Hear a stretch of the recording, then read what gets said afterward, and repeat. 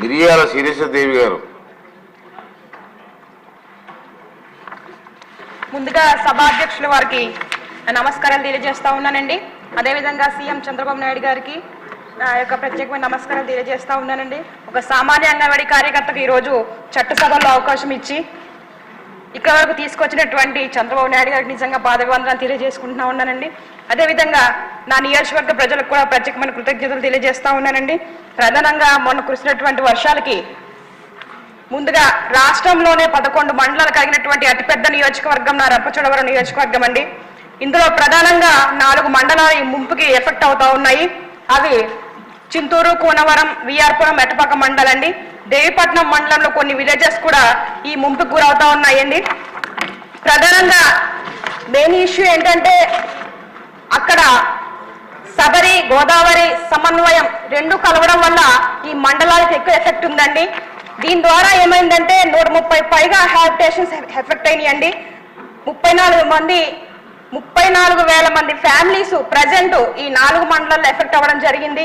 తద్వారా వీళ్ళు ఏమవుతుందంటే పర్మనెంట్ రీహాబిటేషన్ సెంటర్స్ లేకపోవడం వల్ల ఈ 4 మండలాల ప్రజలు కూడా కొండల్లోనూ, గుట్టల్లోనూ, రోడ్ల పక్కన కూడా టెంట్లు వేసుకొని ఉన్నటువంటి పరిస్థితులండి.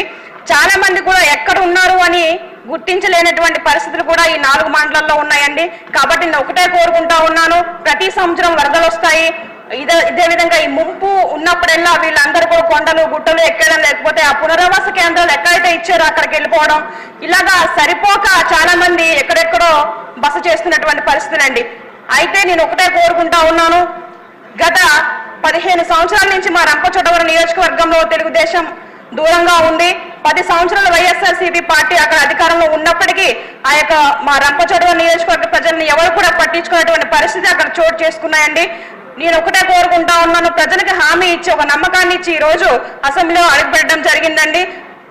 కాబట్టి ప్రజలు ఏ సమస్యలతో అయితే ఇబ్బంది పడతా ఉన్నారో వీళ్ళకి ప్రధానంగా R&R కాలనీస్ వాళ్ళు ఎక్కడైతే కోరుకుంటా ఉన్నారో అక్కడ మౌలిక సదుపాయాలతో కట్టించి వారికి అసురక్షితమైన ప్రాంతాల్లోకి తీసుకువెళ్లాలని, అదేవిధంగా వాళ్ళు R&R ప్యాకేజ్ కూడా వాళ్ళకి వర్తింప చేయాలని, అదేవిధంగా ఎలిజిబుల్ ఎవరైతే ఉన్నారో 18 సంవత్సరాల నుండి ప్రస్తుతానికి ఎలిజిబుల్ అయిన వారికి కూడా ఈ R&R ప్యాకేజ్ వర్తింప చేయాలని వాళ్ళ యొక్క ప్రధానమైన డిమాండ్ అండి.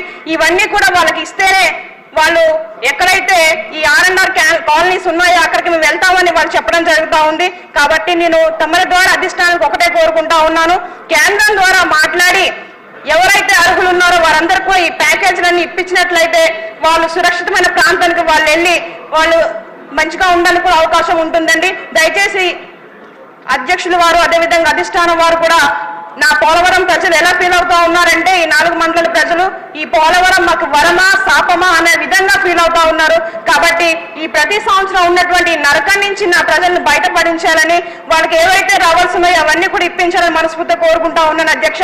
అంతేకాదు ప్రధానంగా ఈ వర్షాలు పడతా ఉంటే రోడ్డు పక్కన కొండల్లో ఉన్న వాళ్ళకి కనీసం మస్కిటో నెట్స్ కూడా అందించలేనటువంటి పరిస్థితి ఈ రోజు ఐటీడీలో మేము కనుక్కోవడం జరిగిందండి.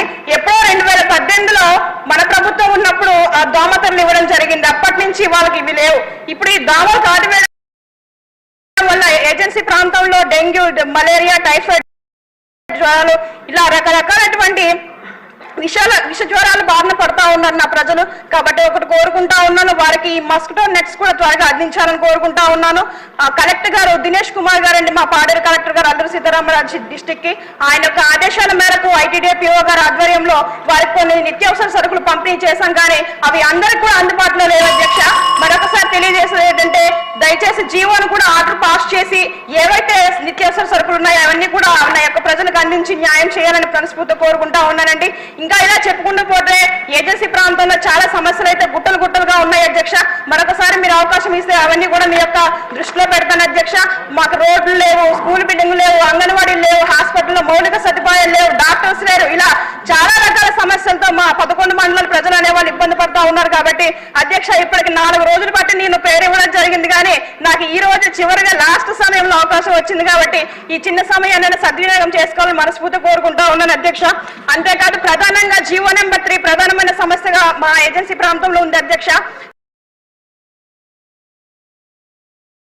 ఎందుకంటే మన మెగా డిఎస్సిలో ఈ జీవో నెంబర్ 3ని కూడా మినహాయిస్తారా లేదా అన్న దానిపైన కూడా మాకు క్లారిటీ ఇవ్వాలని మరొకసారి అధ్యక్షుల వారికి తెలియజేస్తా ఉన్నాను అధ్యక్ష. అంతేకాదు కాంట్రాక్ట్ బేసిక్ ఉద్యోగులు కూడా ఉన్నారు, వాళ్ళని కూడా ఈ డిఎస్సిలో మీరు మినహాయిస్తారా ఇవ్వరా అన్న దానిపైన కూడా మీరు క్లారిటీ ఇవ్వాలని అధ్యక్షుల వారిని మరొకసారి నేను కోరుకుంటా. ఈ అవకాశం ఇచ్చినటువంటి అధ్యక్షుల వారికి కృతజ్ఞతలు తెలియజేస్తున్నాను.